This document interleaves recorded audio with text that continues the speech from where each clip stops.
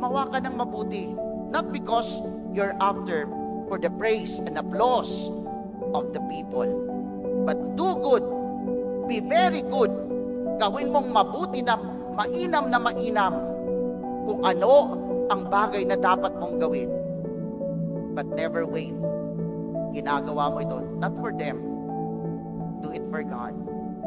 Give your best for God. And in return, sasabihin ko sa inyo, hindi mo man ito ginagawa para sa mga tao, para sa palakpak nila. Lalapit at lalapit sila.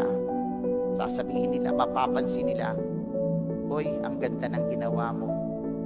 But you are never expecting them to do that.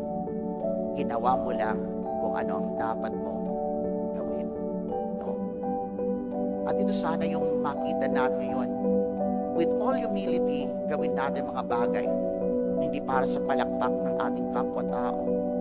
Do it kasi itong dapat natin gawin. Kasi ito ang pinagkaloob sa atin ng Panginoong Diyos.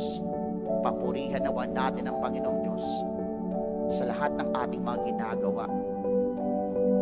Gawin natin ng mainam, ng mabuting-mabuti, ng may kababaang